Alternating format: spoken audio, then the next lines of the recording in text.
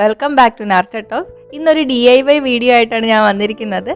ഞാൻ എടുത്തിരിക്കുന്നത് ഡിറ്റർജൻറ്റിൻ്റെ കവറാണ്. കാർഡ്ബോർഡിൻ്റെ അത്ര കട്ടിയില്ല. അപ്പോൾ ഇതുപോലത്തെ കവർ നമ്മുടെ വീടുകളിൽ എല്ലാ മാസവും വാങ്ങിയിട്ട് കളയാറായിരിക്കും പതിവ്. പക്ഷേ ഈ വീഡിയോ കണ്ടു കഴിഞ്ഞാൽ ഇനി നിങ്ങളത് കളയില്ല കേട്ടോ.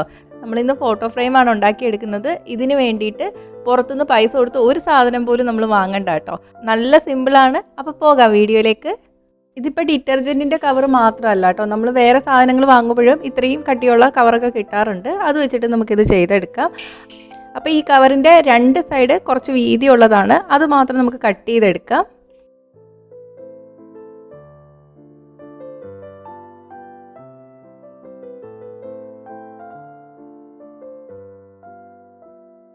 ഇനി നമ്മൾ മുറിച്ചെടുത്ത ഒരെണ്ണം ഇങ്ങനെ വെക്കുക കേട്ടോ. ഇനി ഏത് ഫോട്ടോയ്ക്കാണ് നമ്മൾ ഫ്രെയിം ഉണ്ടാക്കി എടുക്കുന്നത് ആ ഫോട്ടോ ഇതിൻ്റെ നടുക്കോട്ട് വെച്ച് കൊടുക്കുക.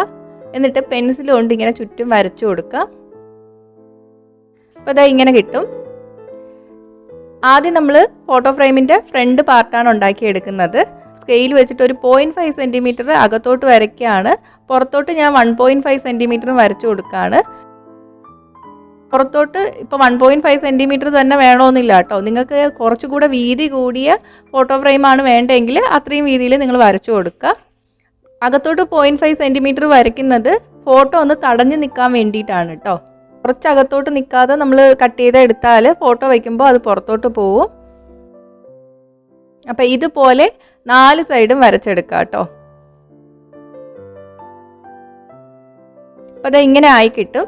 ഇനി നമുക്കിത് മുറിച്ചെടുക്കണം.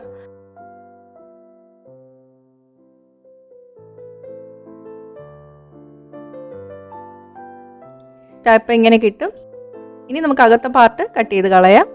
അകത്തെ പാർട്ട് കട്ട് ചെയ്യുമ്പോൾ കത്രിക കൊണ്ട് കട്ട് ചെയ്യണതിന് പകരം ഇതുപോലെ ഒരു കത്തി കൊണ്ട് കട്ട് ചെയ്താൽ എളുപ്പമായിരിക്കും.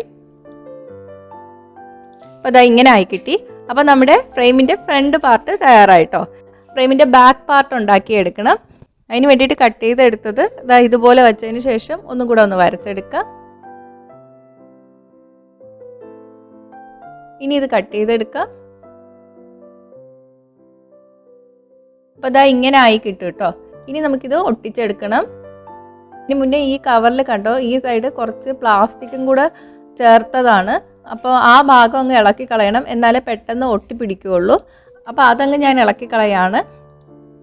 ഇനി ഈ താഴത്തെ ഫ്രെയിമും മുകളിലത്തെ ഫ്രെയിമും കൂടെ ഡയറക്റ്റായിട്ട് നമ്മൾ ഒട്ടിച്ച് വെക്കരുത്.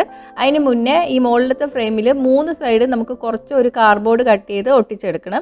3 സൈഡ് മാത്രം ഒട്ടിച്ചെടുത്താൽ മതി, ഒരു സൈഡ് ഒന്നും ഒട്ടിക്കരുത്. ആ സൈഡിൽ കൂടെയാണ് നമ്മൾ ഫോട്ടോ അകത്തോട്ട് കയറ്റാൻ പോകുന്നത്.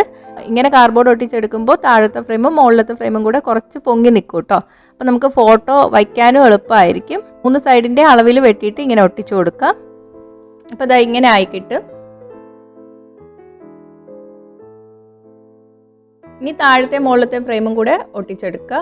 3 സൈഡിൽ മാത്രം പശ തേക്കുക കേട്ടോ. നമ്മൾ നേരത്തെ കാർഡ്ബോർഡ് ഒട്ടിച്ച സ്ഥലത്ത് മാത്രം പശ തേച്ചിട്ട് ഒട്ടിച്ചെടുക്കുക. അതായത് 3 ഭാഗത്ത് മാത്രമേ പശ തേക്കാവുള്ളൂ കേട്ടോ. അല്ലെങ്കിൽ ഫോട്ടോ അകത്തോട്ട് കയറ്റാൻ പറ്റിയില്ല.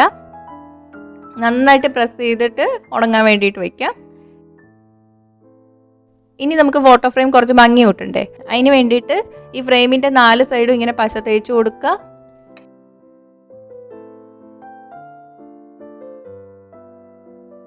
എന്നിട്ട് അതിൻ്റെ മുകളിൽ കൂടെ ഞാൻ കുറച്ച് അരി ഇട്ട് കൊടുക്കുകയാണ്. ഇത് കുറച്ച് നേരം ഒന്ന് ഉണങ്ങാൻ വേണ്ടിയിട്ട് വയ്ക്കാം. ഇപ്പോൾ ഉണങ്ങി കഴിഞ്ഞിട്ടുണ്ട്. ഇനി നിങ്ങൾക്ക് ഇഷ്ടമുള്ള കളറ് ഇതിൽ പെയിൻറ്റ് ചെയ്ത് കൊടുക്കുക. ഞാനിപ്പോൾ അക്രിലിക് പെയിൻ്റ് ആണ് എടുത്തിരിക്കുന്നത്. ഇനി ഉണങ്ങാൻ വേണ്ടിയിട്ട് വയ്ക്കാം. ഇതിപ്പോൾ ഉണങ്ങി കഴിഞ്ഞിട്ടുണ്ട്. ഇനി നമുക്ക് ഇതിനകത്തോട്ട് ഫോട്ടോ വെച്ച് കൊടുക്കാം. നോക്കി എന്ത് ഭംഗിയുള്ള ഫോട്ടോ ഫ്രെയിം തയ്യാറായിട്ടുണ്ടെന്ന്. നമ്മൾ മിക്കവാറും ഇത് കളയാറായിരിക്കുമല്ലേ പതിവ്.